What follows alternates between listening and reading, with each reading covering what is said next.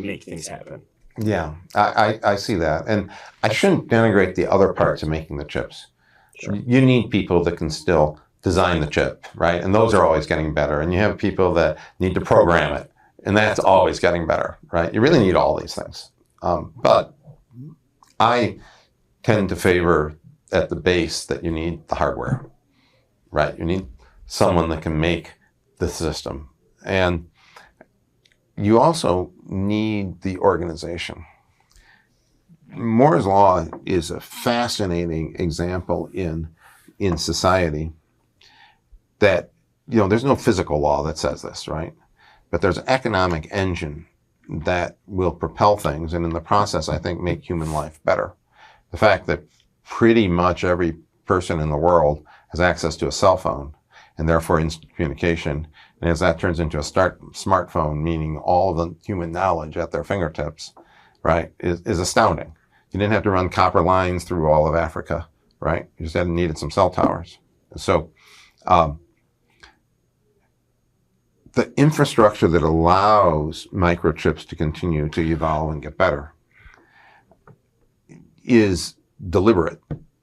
There's this thing called the ITRS roadmap, right? And it lists out all of the thousands of steps needed in this whole process and where you're at. And if you're going to the next node, because in 2 years we're going to be at this many chips per area, or transistor per area, and 2 more years we're going to be at this, and 2 more years we're going to be at this, right? So then you look at each technology that would mean to do this, and that map has areas that's white, and then yellow, and then red. Yellow is known solutions, but not at the level that they would need to be productive. And red is we don't know how. Okay? And of course, there's always going to be something yellow or red right there, and that's the next thing that has to be solved to get to the next one. But 5 years ago, that was also at that line, right? So people knew to invest resources to push those red brick walls further to the right on the chart.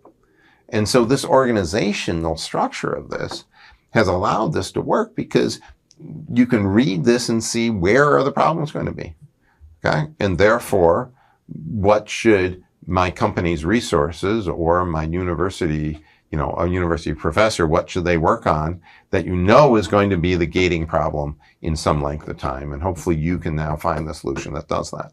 And it's not just one person, it's thousands and thousands of scientists and engineers and managers across the world doing this. And that's why Moore's Law is able to continue. And setting up that structure that shows where these problems are going to be is essential for this all to have happened. And so you're right. So having a structure that allows you to know how to put and where to put the resources so the future things can work is extremely important. Resource allocation, manufacturing, and everything that comes along those lines. Yeah.